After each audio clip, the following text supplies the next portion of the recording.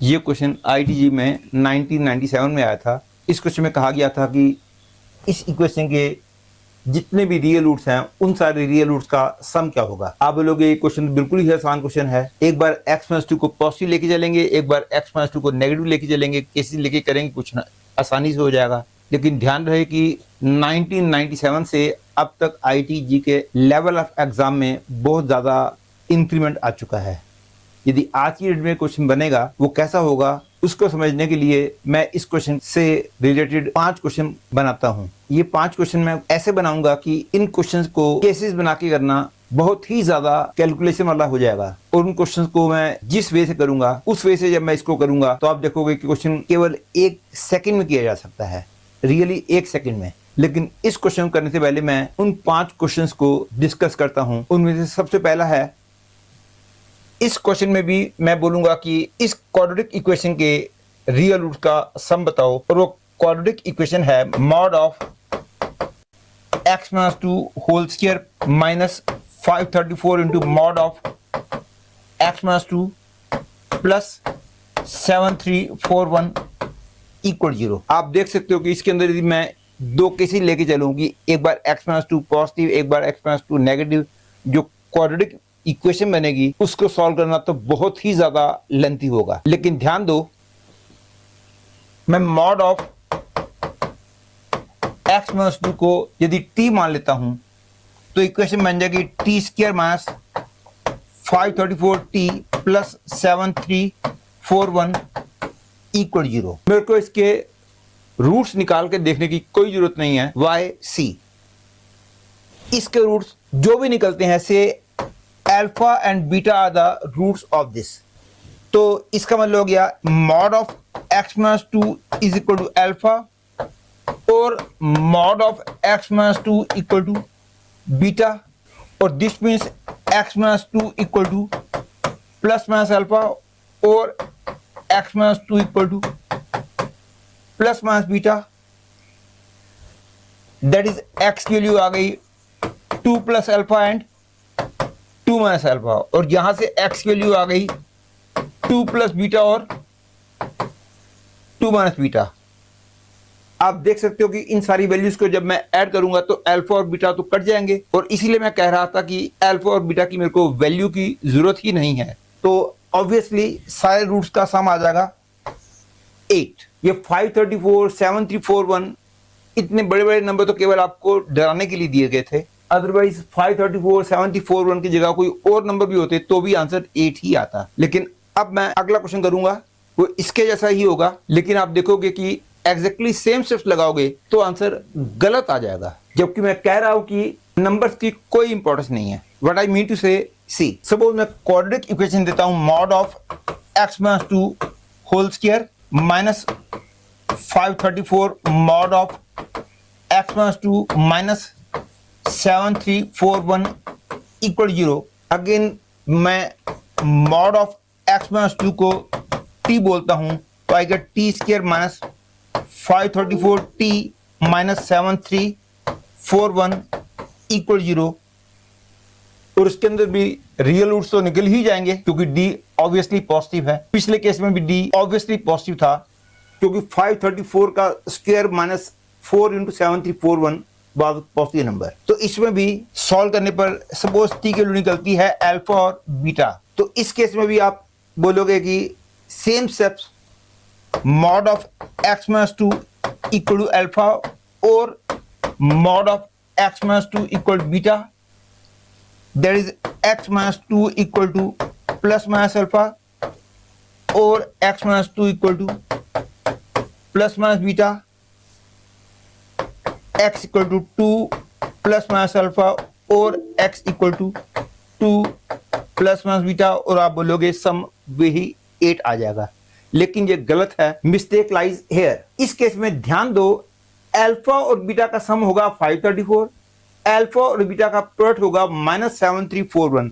इसका क्लियर मतलब है कि अल्फा और बीटा में से एक नेगेटिव होगा। से अल्फा पॉजिटिव है, बीटा नेगेटिव है, और यदि बीटा नेगेटिव है तो यहां से मैं ये स्टेप नहीं ले सकता, क्योंकि फॉर एग्जांपल यदि मैं बोलूं कि mod of x-2 equal to -7 है तो आप ये नहीं बोलोगे कि x minus 2 equal to plus minus -7, ये नहीं बोल सकते, क्योंकि यहां से मैं यहां तभी आ सकता हूं जब राइट हैंड साइड पॉजिटिव हो।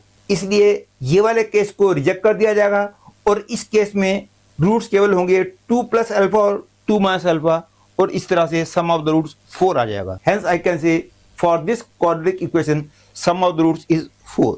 और अब मैं एक और क्वेश्चन इस स्टेप को देता हूं, वो है mod of x minus 2 whole square plus 534 into mod of x minus 2 minus 7341 equal 0। इस केस में बोलूं what is the sum of all the real roots of this. इसमें भी सेम स्टेप्स होंगे, mod of x minus 2 equal to t square plus 534 t minus 7341 equal 0। इसके अंदर भी यदि अल्फा और बीटा इसके रूट्स हैं तो अल्फा इंटू बीटा माइनस 7341 आने का मतलब अल्फा और बीटा में से एक नेगेटिव होगा। आप ध्यान दो, पिछले क्वेश्चन में मैंने माइनस 534 लिखा था, इस क्वेश्चन में मैंने प्लस 534 लिखा है। इससे कोई फर्क नहीं पड़ता माइनस 534 हो या 534 हो, क्योंकि माइनस 534 का मतलब यह है कि अल्फा और बीटा का सम पॉजिटिव है, दैट इज 534 है, और उस केस में अल्फा और बीटा का सम माइनस 534 है। मतलब कि इसके अंदर जो नेगेटिव वाला रूट है वो पॉजिटिव वाले रूट से मैग्नीट्यूड में बड़ा है, और उस केस में पॉजिटिव वाला रूट नेगेटिव वाले रूट से मैग्नीट्यूड में बड़ा है। लेकिन इससे कोई फर्क नहीं पड़ता कि मैग्नीट्यूड में कौन बड़ा है कौन छोटा है। मेन बात है कि अल्फा और बीटा में से एक पॉजिटिव है एक नेगेटिव है, इसलिए इसके अंदर भी यदि बीटा नेगेटिव है अल्फा पॉजिटिव है तो वही सेम स्टेप्स लगाएंगे, तो 2 प्लस अल्फा और 2 माइनस अल्फा रूट आ जाएंगे और सम ऑफ द रूट्स 4 आ जाएगा। और अब मैं एक क्वेश्चन और बना रहा हूं, mod of x minus 2 whole square plus 534 into mod of x minus 2 plus 7341 equal 0। इसका तो कोई रियल रूट होगा ही नहीं। इसको मैं दो तरीके से बोल सकता हूं। मैं एक तरीके से ऐसे बोलूंगा कि क्योंकि रूट वो नंबर होता है जिसको x की जगह पुट किया जाए तो left hand side right hand side के बराबर आ जाए, लेकिन ये साफ दिखाई दे रहा है कि x की वैल्यू कुछ भी रख दूं, ये पॉजिटिव है, ये पॉजिटिव है, ये पॉजिटिव है, और तीन पॉजिटिव नंबर्स का सम तो कभी 0 आ ही नहीं सकता। तो इसका मतलब हो गया x की किसी भी वैल्यू के लिए ये इक्वल 0 होगा ही नहीं। इसका मतलब हो गया इसका कोई रियल रूट नहीं है, मतलब कि सम ऑफ द रियल रूट्स 0 होगा। या फिर अल्फा और बीटा के टर्म्स में बोला जाए तो अल्फा प्लस बीटा की वैल्यू माइनस 534 है, अल्फा इंटू बीटा की वैल्यू 7341 है, और सम नेगेटिव बट पॉजिटिव का मतलब है कि अल्फा और बीटा दोनों नेगेटिव हैं, और अल्फा और बीटा नेगेटिव हैं तो mod of x minus 2 equal to alpha, इस केस को भी रिजेक्ट कर दिया जाएगा, mod of x minus 2 equal to beta, इस केस को भी रिजेक्ट कर दिया जाएगा।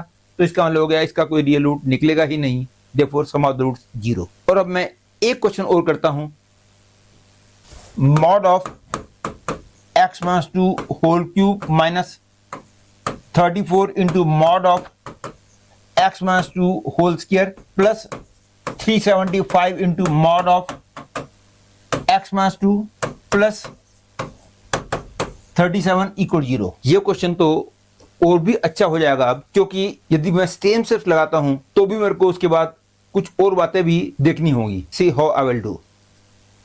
मैं मॉड ऑफ x माइनस 2 को t बोलता हूं तो I gate t cube minus 34 t square plus 375 t plus 37 equal 0। इसके अंदर मैं ऐसे नहीं कर सकता कि इसके रूट्स में अल्फा बीटा गामा मान लेता हूं, तो mod of x minus 2 equal to alpha, mod of x minus 2 equal to beta, mod of x minus 2 equal to gamma करके, और उसके बाद यदि मैं बोलता हूं कि रूट्स आ गए 2 plus minus alpha, 2 plus minus beta, 2 plus minus gamma, और सम ऑफ द रूट्स 12 आ जाएगा। ये सब गलत है, क्योंकि मेरे को ये भी देखना होगा कि अल्फा और बीटा गामा में से पॉजिटिव कौन सा है। क्या एक पॉजिटिव है, दो पॉजिटिव हैं, या तीन पॉजिटिव हैं, या कोई भी पॉजिटिव नहीं है, या रूट्स कॉम्प्लेक्स हैं। जब तक अल्फा बीटा गामा की चाहे वैल्यू ना पता हो, लेकिन इतना तो मेरे को पता होना ही होगा कि इनमें से पॉजिटिव नंबर कितने हैं। ये तो हम जानते ही हैं कि किसी क्यूबिक इक्वेशन के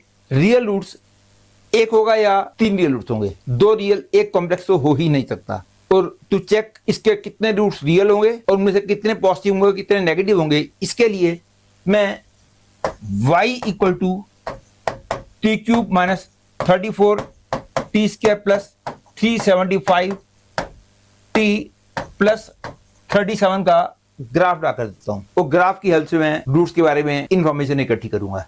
आप जानते हो कि किसी भी क्यूबिक इक्वेशन का ग्राफ हमेशा नीचे से आता है और आखिरी में ऊपर चला जाता है। बीच में हो सकता है मुड़े, हो सकता है ना मुड़े, वो डिपेंड करता है क्यूबिक इक्वेशन पे। बस मेन बात है कि यदि x की मैक्सिमम पावर का कोएफिशिएंट पॉजिटिव है, आएगा ग्राफ नीचे से और जाएगा हमेशा ऊपर। दैट इज x की मैक्सिमम पावर का कोएफिशिएंट पॉजिटिव है तो या तो ग्राफ ऐसा हो जाएगा या फिर ऐसा होगा। मतलब कि या तो ग्राफ एक बार भी टर्न नहीं करेगा या फिर दो बार टर्न करेगा। तो अब देखना है कि ग्राफ ऐसा होगा कि ऐसा होगा। इसके लिए मैं इसका डेरिवेटिव निकालूंगा और डेरिवेटिव को 0 पुट करूंगा तो मेरे को नंबर ऑफ टर्निंग पॉइंट्स मिल जाएंगे। Hence first I differentiate it, I get dy by dt equal to 3t square minus 68t plus 375। Clear है। इसको मैं 0 पुट करने पर यदि t की वैल्यू निकालना चाहूं तो वो नॉन रियल निकलेगी क्योंकि इसका d क्लियरली नेगेटिव है।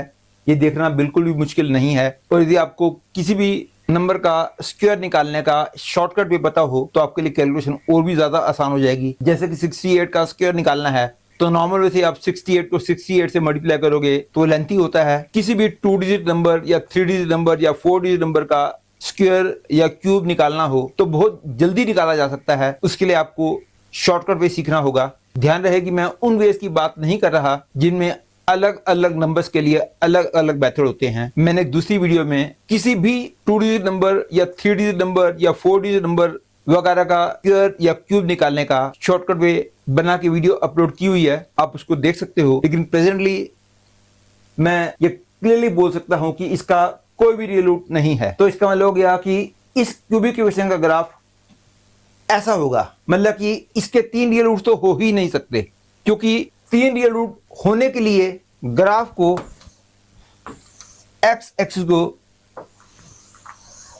3 बार कट करना होगा और 3 बार कट करने के लिए 2 बार टर्न करना ही होगा। और जिस ग्राफ में टर्निंग पॉइंट है ही नहीं तो उसका ग्राफ तो एक्स एक्सिस को केवल एक ही बार कट कर सकता है। लेकिन अगला क्वेश्चन ये भी तो उठता है कि इसका जो एक रियल रूट है वो पॉजिटिव है कि नेगेटिव है। क्योंकि यदि इसका केवल एक रियल रूट जो है यदि वो नेगेटिव हुआ तो mod of x minus 2 equal to alpha put करने पर हमको रिजेक्ट करना होगा। लेकिन यदि इसका एक रूट पॉजिटिव हुआ तो mod of x minus 2 equal to alpha put करने पर x की दो वैल्यूज आ जाएंगी 2 plus minus alpha, therefore sum will become 4। तो अब ये डिसाइड करना है कि इसका एक रियल रूट तो है लेकिन वो रियल रूट पॉजिटिव है कि नेगेटिव है। ये देखने के लिए आप देख सकते हो कि क्योंकि हमने ये तो पता लगा ही लिया है कि ग्राफ पे कोई टर्निंग पॉइंट नहीं है, लेकिन ग्राफ एक्स एक्स को इधर कट करेगा कि इधर कट करेगा ये देखना है। तो आप ऐसे देखिए कि t की वैल्यू 0 पुट करने पर y की वैल्यू 37 आती है।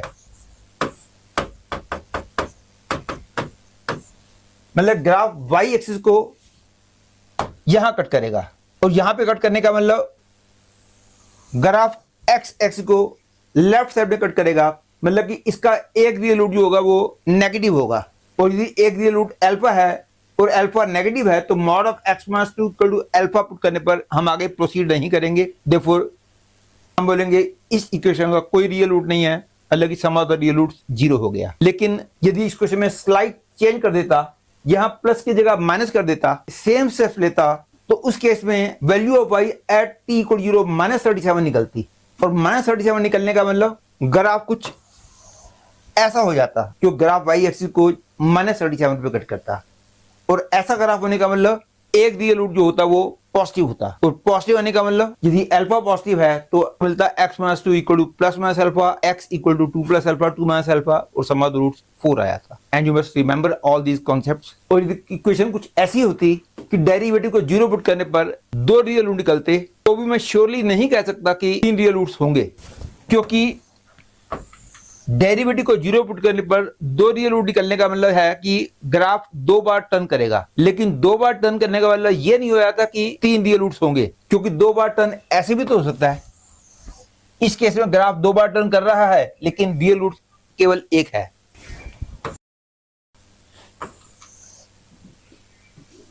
और इस केस में ग्राफ 2 बार भी टर्न कर रहा है और रियल रूट भी 3 है। मतलब कि 3 रियल रूट होने के लिए ग्राफ को 2 बार टर्न भी करना होगा और लोकल मैक्सिमम वाले पॉइंट को एक्स एक्स से ऊपर होना होगा, लोकल मिनिमम वाले पॉइंट को एक्स एक्स से नीचे होना होगा। तो उस केस में मैं कह सकता हूं कि 3 रियल रूट्स होंगे। It is good to remember all this concepts. और यदि ये सिचुएशन हुई तो उसके बाद भी हमको देखना यह होगा कि पॉसिबल रूट कितने हैं, और पॉसिबल रूट पता चल जाएंगे तो उसके बाद मैं सम ऑफ द रियल रूट्स निकाल सकूंगा।